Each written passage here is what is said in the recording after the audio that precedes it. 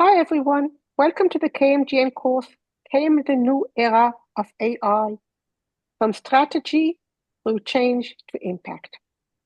Today we have a special guest, Jayadatta Lad from Afghans.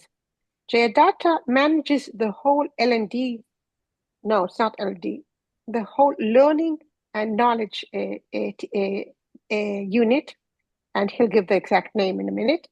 And he will be sharing with us the Afghans case study, a very interesting story on how they've built their strategy and implemented it and upgraded it and implemented it and again and again and again, every time taking it to new heights and new records and even improved success regarding to the years before. So today we are ending our strategy cluster and moving to our change management. And it doesn't matter where we put Jayadatta at the end of the strategy or as the opening to the change management. It can fit them all, and it fits them all because it speaks both about the strategy and on the implementation. Thank you, Jayadatta. The stage is yours. Thank you, Moria. Good day to everyone. Just give me a minute as I share my screen. Moria, I have a request. If you could just give me a heads up if I cross 40 minutes. I have a small Miro board task, so I just want to give some adequate time for that.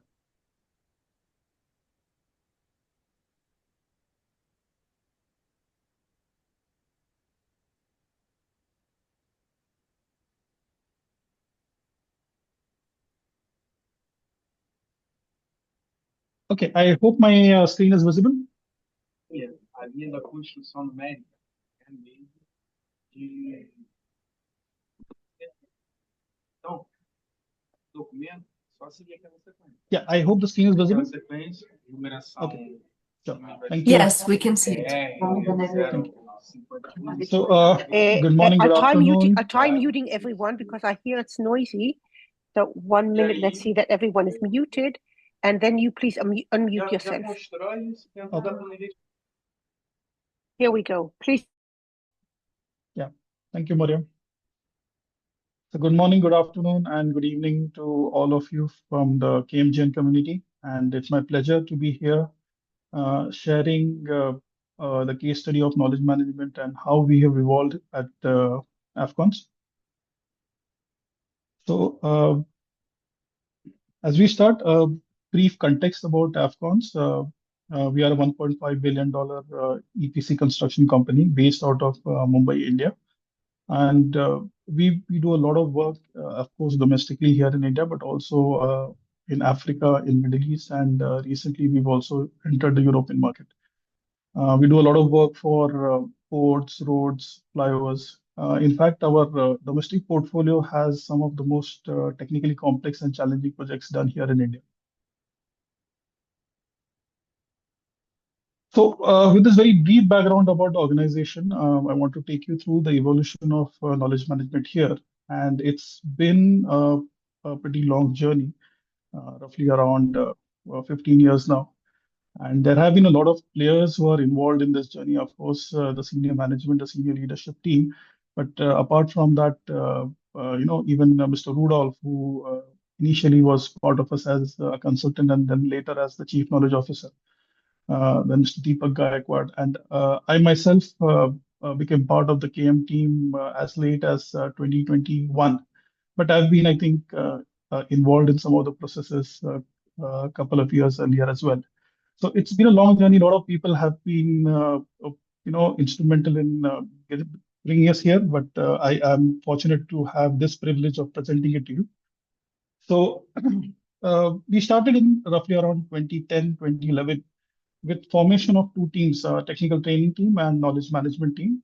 Technical training team focusing on the technical development of engineers, and of course knowledge management with the mandate to ensure that whatever knowledge that is being generated at the project, both tacit and explicit, is captured and reused. And the first thing we did was development of what we call as the Gnosis portal. So this is what our knowledge repository is called. And Gnosis basically is a Greek word which stands for wisdom. So we wanted to evoke that idea that if you come to the portal, you will learn and gain wisdom, and therefore not only benefit yourself but also the project. The second phase, wherein we started setting up the key processes from a knowledge management point of view, we focused a lot on lessons learned and our project completion reports. These were exhaustive sort of dockets of information. Once the project is completed, that would enable the next project to start up. We adapted the learn before, learn during, and the learn after framework and aligned it with our project life cycle. This kind of enabled us to ensure that we are in sync with the project activities and our knowledge activities line up with the construction activities are there. And through various promotional campaigns, we started engaging with the users. So this was basically a phase in where we tried to increase our outreach to the project and the project users, and at the same time started spreading our roots in terms of the processes that were there. The third phase was a very interesting phase. That's when we started to see the synergies between the two teams, the technical training team and the knowledge management team. And we coalesced them into one single unit, which today it's called as the Knowledge Services Group. So I lead the knowledge management part, and my colleague, Ms. Krishna Kumari, she leads the technical training. And together we constitute what we internally call as Knowledge Services Group. So the group is roughly around 16 members strong. So each of us have around eight other colleagues working with us in this KM and technical training field. That in phase three, we also moved on our maturity where we started to introduce gamification, and we brought in a campaign, a concept called Mission 10,000, which was our way of measuring how projects were evolving along their maturity as a knowledge enterprise. So where I say in the third phase, project as a KE, KE here stands for a knowledge enterprise, which basically came from our strategy where we said that we as AFCONs wanted to be a knowledge enterprise, and therefore basically drilling it down to the project level, we said we want each and every project to become a knowledge enterprise. So Mission 10,000 became a gamified approach that we adopted, and which helped us to sort of measure this evolution and movement of the projects in this line. We formally launched a pool of knowledge ambassadors with the intent that they would become the bridge for the knowledge services group and the project and help us to ensure that seamlessly information flows happens between both the entities. We also launched an internal framework we call as Improvisation, which is basically a trademark framework for doing innovation. And currently, we see ourselves as in phase four, where we are starting to do a lot more consolidation. We've sort of added on a couple of new knowledge assets, primarily Atma, which is our Afghan Standard Management Academy. It's a virtual academy for development of subject matter experts. And Innovate Excel, which is a virtual platform for all Afghans to come together and celebrate innovation. In the same phase, we are also now gearing up and strengthening our key processes. And as a next step of evolution of the knowledge repository, we are looking to make it AI enabled. Now, this is basically the entire gamut of the last 15 years, what has happened. But the fundamental thing here, of course, has been the fact that from day one, we have been focused on the individual. And as the maturity and as the evolution kept on progressing, we moved from an individual to looking at the project as a unit. And now in phase four, we are operating at a phase where we are looking at the company as a single unit for knowledge capture and dissemination. Central to this, of course, has been the fact that our strategic vision for a long time had a goal of AFCONS being a knowledge enterprise. And even in fact, in a latest strategy and visioning exercise, a lot of emphasis has been placed on how now the organization believes that knowledge management is a strategic enabler for the Vision 2030 by driving tangible outcomes at the projects. And therefore, in line with that, for us at the Knowledge Services Group, we see ourselves becoming a center of excellence for the organization, driving the organization forward in its mission to be a knowledge enterprise. So today specifically, when it comes to strategy and the way we've moved forward, I thought I'll take this opportunity to discuss uh, around 4, 5 factors which I believe helped us around our journey of how we've evolved so far. It's helped us to have this longevity and also to ensure that we are able to create impact. In fact, many of the things I might speak are going to be either very, straightforward, logical, or I'm sure many of you may be also implementing these things. But I do feel that, I do hope that you take back 1 or 2 things from this discussion today. Okay, so the very first factor that when you talk of embedding a knowledge management program is everyone speaks of how important it is to have the buy-in of the senior management.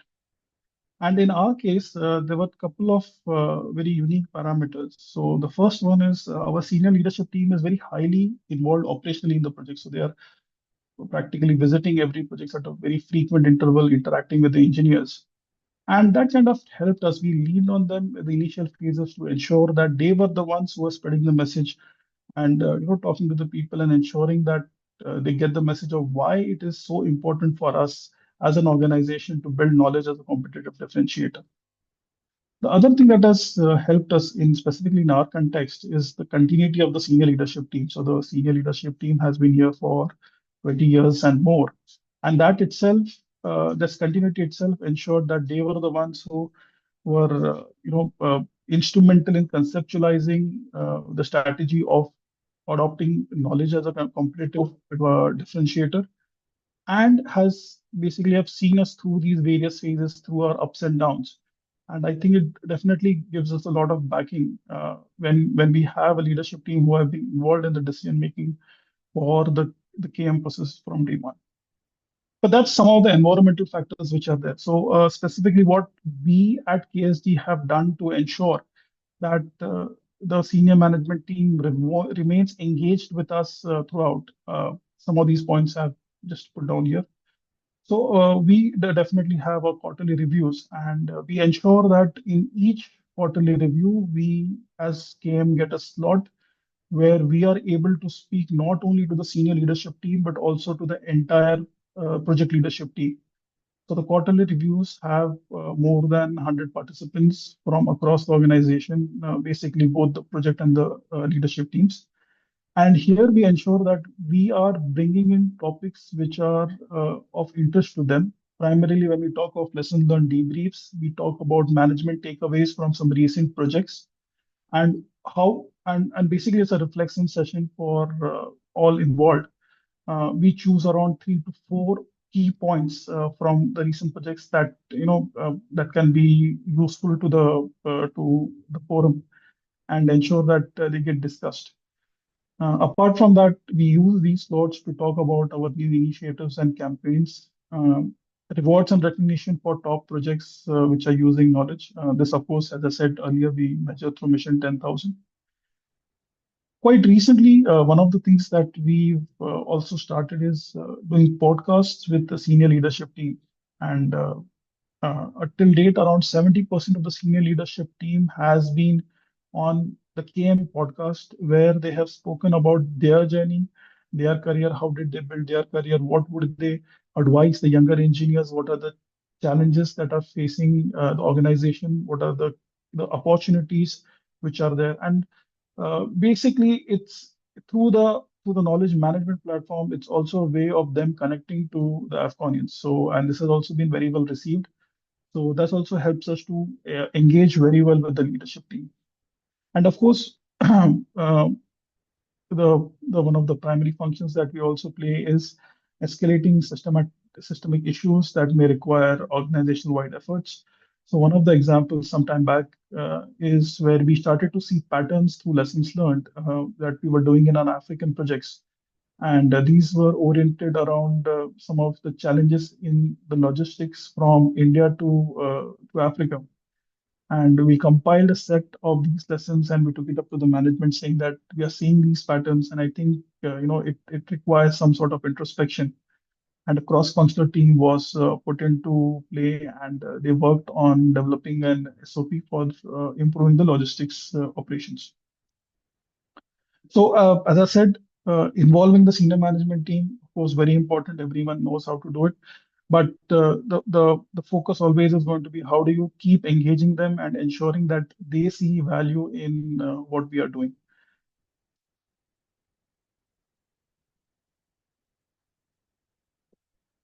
The second thing that was something that we did, which I feel was unique in our context, was we basically led the employee engagement initiative for the organization. So, in a project-based organization like ours, the employee engagement activities and opportunities are basically rather limited. And a lot of the employee engagement that happens is decentralized. It basically happens at the project level. So, we saw that this was an opportunity for us to enter in and basically ensure that both knowledge capture and dissemination happens in a way which engages the employee through campaigns. So campaigns became very early on one of the key focal points of how we were engaging with the rest of AFCONs. And in fact, one of our flagship campaigns, we call it as November to December, which runs for 2 months every year. And in fact, it was we last year in November we were celebrating the ninth edition of the particular campaign. So for the entire 2 month period, we have various activities which engage the audience to share their knowledge, and also we look for opportunities on how we can disseminate this knowledge through other mediums. Similarly, a couple of years back, we worked on to develop a new campaign called Innovate Excel, which was focused around sharing of innovations, where we conceptualized a virtual platform to bring Afghanians from all over the world together for a period of 3 to 5 days and get them to talk about the innovations that are happening in the organization. So we had the 16 top innovations of the year present to the entire forum. We had internal speakers, external speakers, and we also created a project sort of booths wherein people could go and look at the innovations done at each and every project. Then certain nudges and behavior modification oriented initiatives. So change the habit and make the habit were two initiatives which were oriented towards getting people to adopt using the Gnosis portal or the knowledge repository as their primary search function for technical information.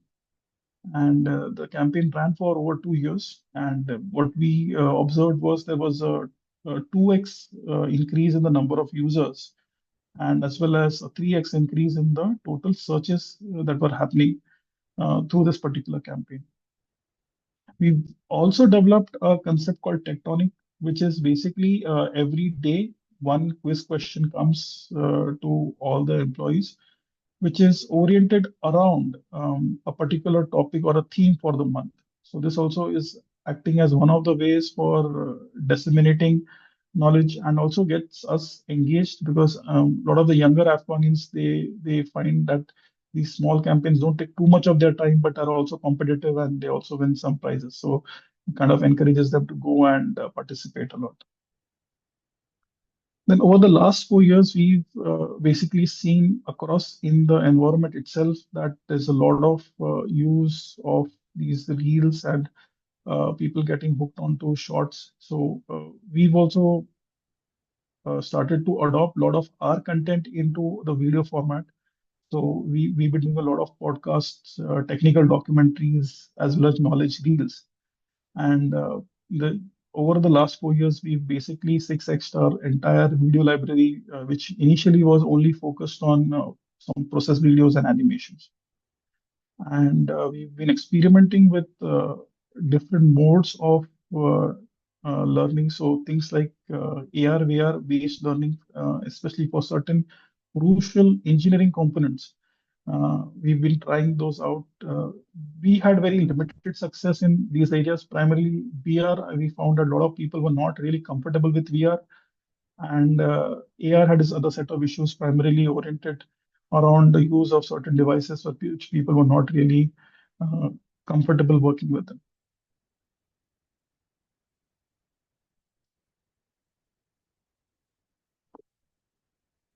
The third thing that really helped us, shape the way we've been evolving is the fact that throughout these 10 to 15 years, we've been ensuring that we are identifying what are the natural patterns of knowledge flow and ensuring that our activities and our processes align with them. So, in our context, where our portfolio is of niche and technically complex projects, we by default see that there's a lot of interchange of knowledge that happens between people, primarily happening on the job, of course, but also during operational reviews and brainstorming sessions.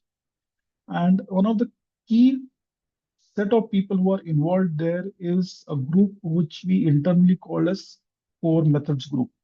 Now, these are subject matter experts with significant experience, and it's a very short, it's a very short group of around 10 individuals, but who basically advise for most of these technically complex projects.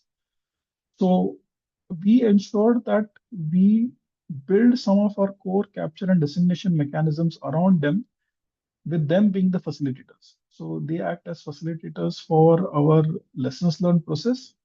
At the same time, they also act as facilitators for our activity-based classrooms, which is a mechanism that we've developed to disseminate the information before the start of any construction activity.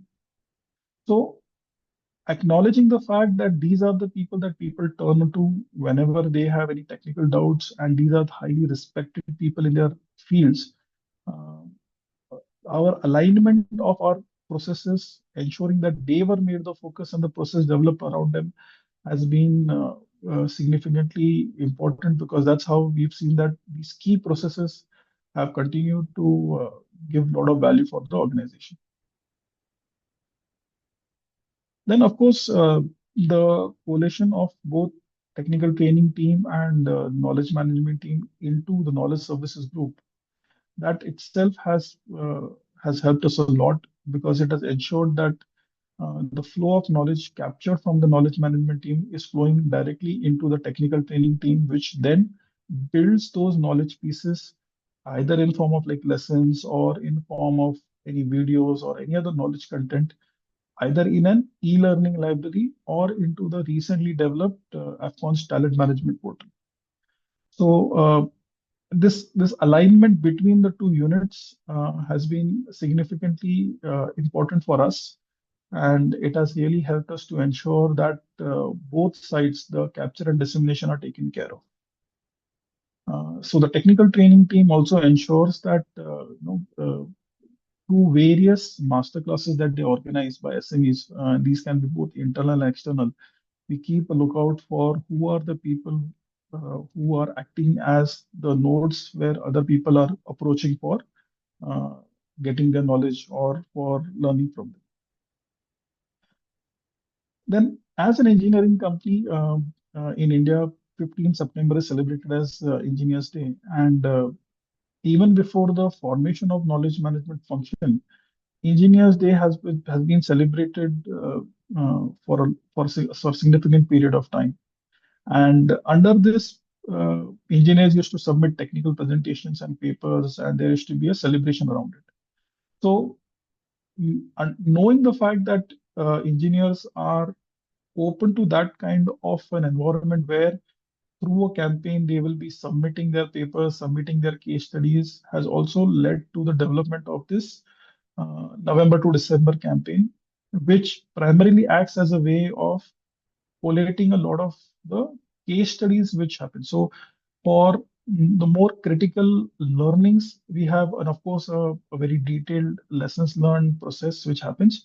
But we, through these campaigns, we are also able to mop up any sort of knowledge artifact which may not have been either discussed or submitted. So this also acts as a very good mechanism for us to capture innovations, to encourage people to share their learnings today in the form of even like video reels and video formats.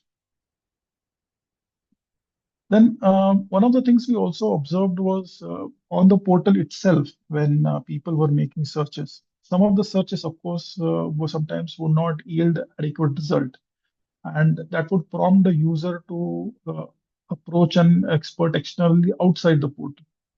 So we set up a mechanism wherein after every search, we are able to take the feedback of the user, whether the search has been to his satisfaction or not. And if the search is not to his satisfaction, then what is that specific information or knowledge that he's looking out for? Once the user shares what he's looking out for specifically, then we trigger an offline flow wherein our team then finds the appropriate expert and then connects the expert with the user so that the user's search intent gets satisfied. In certain cases, if uh, the query or the search is very broad-based and can be useful to a wider audience, then we work with the expert to develop new knowledge assets that can be helped. So this process has also helped us to identify any knowledge gaps in the existing repository and at the same time try to see how we can close these gaps. And then, of course, improvisation, our entire innovation process, this itself has sort of germinated from a study of the past innovations that we've done. So somewhere around 2019, Mr. Rudolph and I, we spent some time where we looked at a lot of the innovations that were done uh, by the organization. And we realized that we could classify these innovations under three buckets. So these were primarily innovations which were oriented to satisfy a client's demand in certain cases. In some cases, there was a constraint or a bottleneck that the project faced. And in order to overcome that, they had to do an innovation. And the third case was wherein the project themselves wanted to challenge a known benchmark, either internal to the organization or an external benchmark, and therefore find out ways to do that. What we also realized that what we were calling as innovation would not strictly fall in the purview of definition of innovation as is. So we were not doing any R&D or sort of new development when we talk of innovation. But this was also not what someone can call as an improvisation. So we realized this was somewhere in the spectrum between an innovation and an improvisation. And therefore, we coined this term improvisation, and we have a trademark for it as well. We also developed a four-way test to basically filter out any proposed innovations, whether they fall into the bracket of improvisation or not. And again, through these campaigns, through K2D, through Innovate Excel, we sort of ensure that these innovations flow through us at a regular time. So every year we get around 120 odd innovations, uh, which when they pass through the filtering process, around one-fifth of them get retained, and then in the Innovate Excel virtual platform, they get presented to the entire AppCons. Uh, we saw a very good uptick when it came to the virtual innovation platform that we started 2 years back. So for a context, the organization is 3,500 employees, and when we started started Innovate Excel, we were targeting that we should be able to reach at least 750 employees. But we got a tremendous response, and we were able to cross more than 1,000 employees in the first year itself. So next year we targeted for around 1,200 employees, and next year being last year, we were able to cross 1,800 employees. So that's around 50-55% of the organization coming together to celebrate innovation, to learn from each other for a period of 5 days. And there is no other current program in the organization which is able to have such a wide reach at this point in time.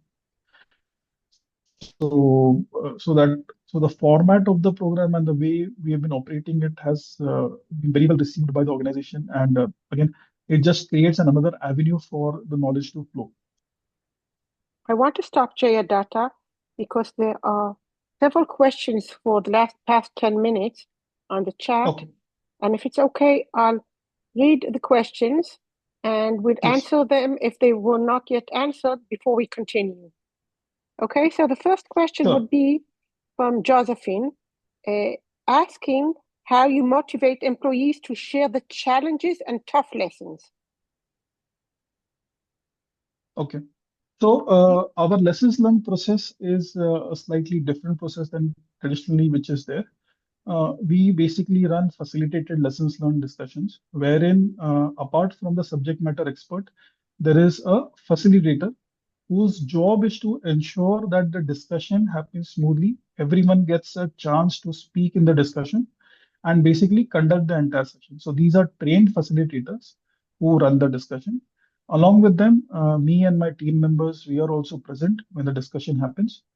And as a sublet to the entire process, uh, one part involves a one-to-one discussion between the employee and the KMT. So in the common forum, if with the facilitators, if with the subject matter experts, if the person is not able to raise those challenges or talk about them, in the one-to-one discussions, they generally do. Wonderful. Next question has comes from uh, just a minute. Comes from I don't know who. Someone's joining from the phone. Oh, from Tracy. And she's asking if you have a designated knowledge person for each project. Yeah, so we have what we call as knowledge ambassadors. Each project is expected to have at least three knowledge ambassadors. This is a voluntary role. This is over and above their existing job role and job responsibilities. In some of the projects, we have seen the projects nominate more than three, up to seven knowledge ambassadors as well. And we invest time and energy in training these knowledge ambassadors, giving them training which is generally not available to them at their level, which is what we call as a knowledge ambassador boot camp. And these trainings are primarily oriented towards developing their soft skills, um, which basically enable them to move on to a managerial role much earlier. So we kind of facilitate them. That's how we motivate them, saying that this is going to lead to further opportunities for you. And in fact, in a couple of cases, we have seen knowledge ambassadors getting further promoted to become project managers. So we also have some case studies in that regard. I want to elaborate on that for a minute because people, this is a very unique idea that I didn't see before. And when you shared it with me a year ago, I was fascinated. What you're saying here, that people in the project can volunteer to be knowledge ambassadors. So when you have at least three of them or at least two of them, they are a small network within the project that they back up one back up one each they back up each other, they help each other, That's and correct. no one Yeah, feels that he's in charge alone. Sometimes when you have three people in charge, it's like you have none. But in this case, it's the opposite because they help one another. And that's one thing. And they have bonuses because they are volunteering to be knowledge ambassadors. They can they get some more education or some other benefits that others don't receive. Yes? that's correct. Yes. And in fact, some of the knowledge ambassadors, the more enterprising ones, the more involved ones, we see them for around 2 to 3 years. And if they consistently for their project achieve mission 10,000, we also then promote them to become knowledge senators. The role of a knowledge senator is far different from an ambassador. The senator basically is look like a mechanism to reflect back to the KSG team as to what are the initiatives which are working, which need to be tuned, which need to be tweaked, and they are providing more like mentorship to the junior ambassadors. So that is also one of the ways that they sort of get promoted. Wonderful. I think that takes us to the next question of Alison, asking about recognition and incentives for employees, not for the knowledge ambassadors, but now for those employees that have critical niche, uh, niche skills. And it takes us to the retention strategy. If you have something in that area, how Sure. do you promote people with unique knowledge to share their knowledge and not wait for them to leave or for them after they leave to start and cry out that we are missing knowledge? Yeah, yeah, got it. So I think one of the things that the campaigns have helped us is by the design of the campaigns itself, they are also competitive in nature. So there are definite rewards for submitting unique knowledge which is more impactful. And the way we design the categories also is we basically have multiple levels in which the rewards will go out. So to give an example, in the previous year, in the November to December campaign, 540 odd employees participated and shared around 600, 700 odd knowledge pieces.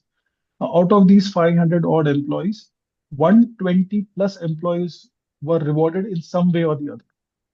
So through different levels and stratifications within the campaign and the categories, we ensure that it's also competitive. People also take that effort, and the good entries and the people who are sharing the good knowledge get rewarded that way. Does it ensure that everything gets covered? I wouldn't say so. Of course, there is definitely some parallel process which needs to be run, because there is going to be certain bad actors within the setup who, despite all the incentives that you may give, may still not want to share knowledge for their own reasons. I think that there's always work for next year because Yeah, yes, you can't only work on campaigns here and on, even if people are willing to share, you can't only work on campaign once a year or twice a year. But let's leave that that's true. because there's also a place to upgrade the strategy in a year or two. Next question of Patrick is asking about the differentiation between KM and learning, because we spoke about it in the beginning that these two Yes. units are together. However, they have two unit managers. So if you want to elaborate on that for a minute. That's true. So basically, both the units are very loosely coupled, and loosely coupled in two sense, because both the units, in terms of the activities, they operate independently. They have their own set of activities which they undertake. However, there is a converging point wherein for each project we prepare what we call as a KSG planner. So the KSG planner basically aligns all the knowledge activities, which are the knowledge management as well as the technical training activities, to the construction activities, wherein each project also gets assigned one lead, one from each of the teams. So for each project, you are going to have three knowledge ambassadors operating from the project side, and from the knowledge services group, one knowledge management lead and one technical training lead. They both work together to develop the ASG planner, which basically aligns the work for the entire year, which activities have to be done when. But the actual execution of those knowledge activities, each team works independently. So what you're saying is that if I'm in a new project or I'm in some project and now I'm reaching a new stage, a new milestone, so the lessons learned, the KM people will check what is required for me to know, and they will be speaking with the training people, and those will be providing the training so that I do know what I should be knowing. Yeah. Only thing is that those things happen at different points in time. So we do the training before the activity starts. And of course, lessons up till now we've been doing at the end of the activity, but we recently modified our process to do it more time-based. No? I meant that before the next activity. Oh, this was Yeah, okay. yeah. That's our reminder. So we have two last questions. One, were you asked to calculate ROI, the return on investment? What are as to the benefits and as to the expenses? And I see you're smiling, and for a good reason. Yeah, I think that's a perennial question, and I don't have an answer for that. In fact, I have one slide where I was hoping that someone would help me get the answer to that question. But what we generally, when we discuss with the management, we've been able to show is intangible impact through various metrics, like in case of KM, how many users we are engaging, how many knowledge pieces are getting covered, and how much knowledge is being shared back to the project before the activities happen. But ROI, or tangible benefits, is something that we are also currently working on, trying to find a framework to develop. For my knowledge of your case study, uh, how, even that you're not speaking specifically about the formal ROI, your management is very business oriented and they don't believe in stuff only because they sound good and others do them. And the investment in KM is getting bigger and bigger from year to year because they see how it turns to be business benefits. And that's also how it started, from coming with some specific idea and some specific initiative, maybe later on, or maybe offline. And just after that succeeded, they started with something else, and just later on turned it to be a KM unit. So if even if they don't ask you to measure it, they surely look at the benefits, and that's the base for your work and for the enlargement of KM and its scope. That's true. So in a way, let me expand on that. So as I mentioned, our senior leadership team is very operationally involved. So they can sense the intangible benefit. They can get that okay, people are getting more involved in the work. Some of the issues which should not have happened are getting blocked off. The reworks have reduced, but it's not metricized yet. And in fact, they have been also asking that, okay, it's time that you start putting metrics behind this so that not only you internally, but even the external world can recognize this, because not everyone can be involved hands-on to the project and understand these points. So that's a sort of a point or area for improvement for us also. Okay, so we'll take you to the last question because we're already over time. My alarm snoozed. Um, have you explored? Well, getting more and more questions. So we'll take only this last one. Can you give some background on recognition, but now of the users, top projects that are using knowledge, not those who are contributing knowledge, but those who use the lessons, use the knowledge that has already been developed and reuse it again and again. Yeah. So the proxy measure that we use is the Mission 10,000 gamified campaign. So basically what that means is, what we have done is, for all our knowledge activities, we have assigned up points. So for example, if you do a lessons learned session, you get 500 points. If you do what we call an activity-based classroom, you get 200 points. If you submit a case study of how you have used knowledge to improve the productivity, you get 100 points. So we basically sort of created a table for this. In a year, a project is expected to have at least 10,000 points or more. And this becomes the measuring for the project. So at the end of the year, we basically tally all the activities that they have done, see the total score that comes out to be, and the topmost projects get rewarded. Uh, and I think I might have a slide on the next slide itself. Okay, so let's run Yeah, on. That also relates to the last question. So let's take it from here and run on because we are after time. okay. So very quickly, so what you can see in the graphic, the Elite Super Club, that's the recognition that is awarded during the quarterly review meetings to the top projects. And it shows who are the people who are involved, who was the project manager, who are the knowledge ambassadors. It also shows the KM lead, the TT lead. It also shows what are the site-driven knowledge activities, what are the key contributions the project has done. And if you notice, this particular project has achieved 33,000 points, where the benchmark is 10,000.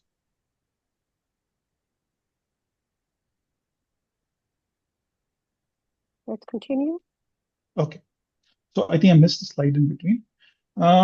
Okay, so the other thing that we have done as part of our strategy, which has helped us, is to ensure that the knowledge processes are embedded in our workflows. And this is basically the learn before, learn during, and the learn after model that we adopt. So our knowledge activities are classified for all the three stages of a project life cycle. Then they get translated into the KSG planner, which I mentioned, which aligns the knowledge activities and the project activities, and it gets broken down.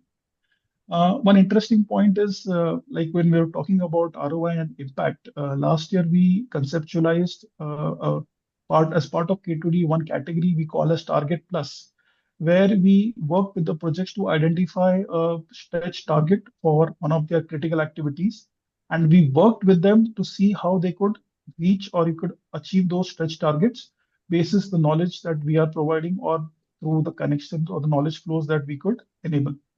And around 18% of the projects were able to show both time and cost improvement. So this has been an encouraging sort of development for us, and we are trying to see how we can now incorporate this within the broader Mission 10,000 framework.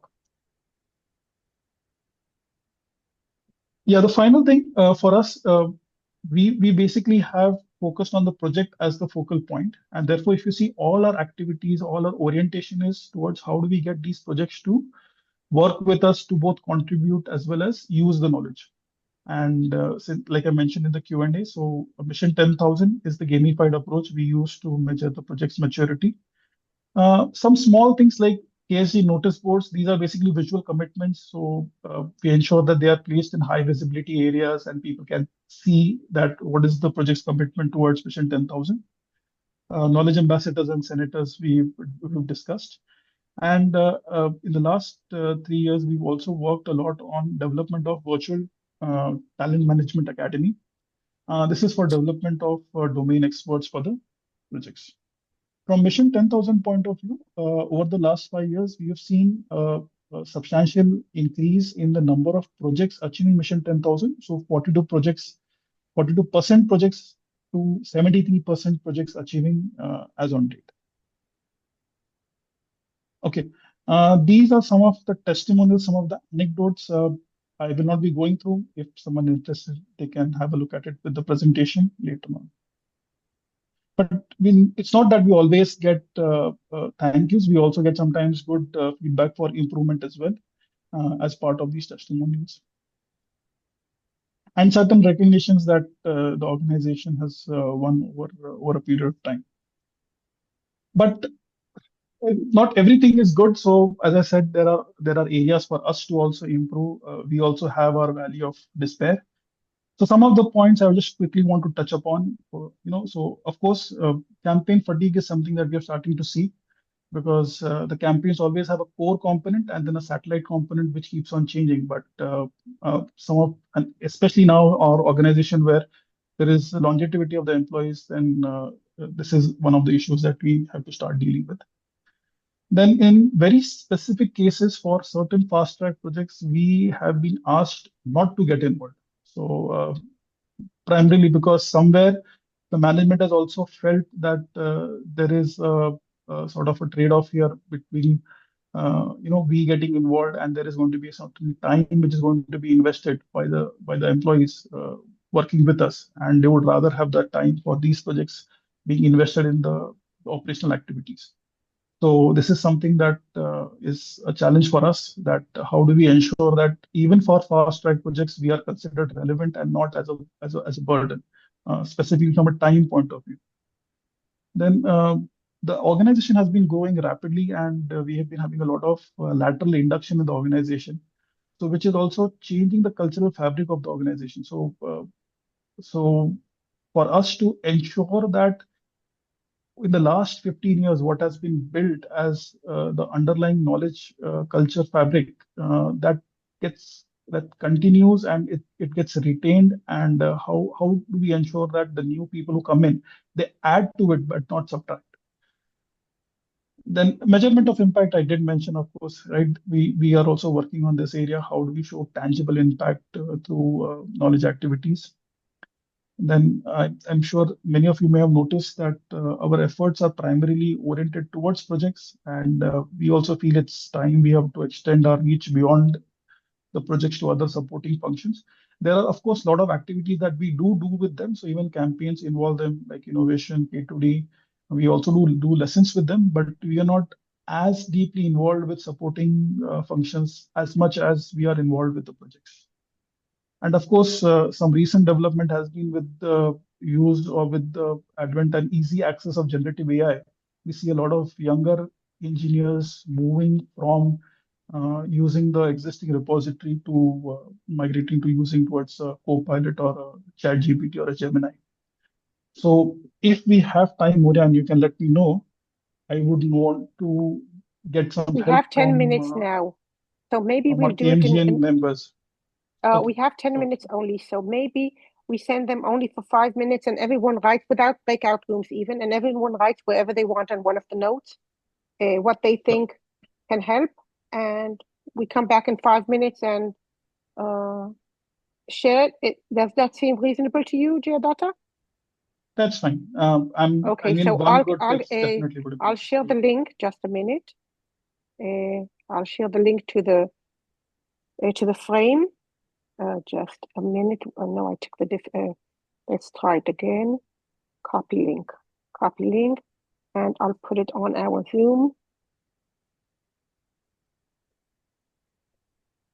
Wonderful. So let's take 5 minutes, and you see the question is also on our Miro board. We're not even sending you out to breakout rooms.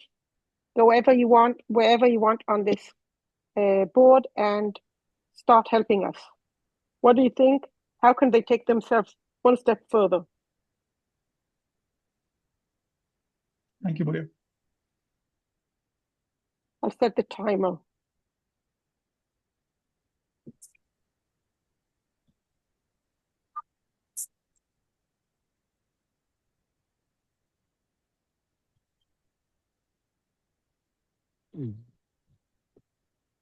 شيئا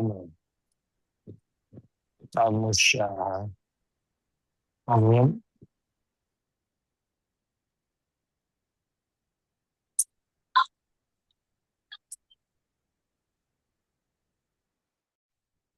Recording back. Jaya data. Right. Thank you, everyone. I'll definitely go through all your suggestions, and I'm sure it will definitely help us see how we can improve the usage of the repository.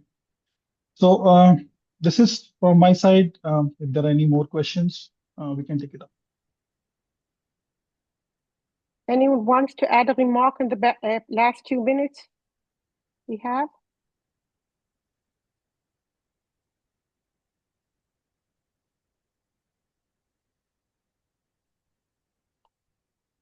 Okay.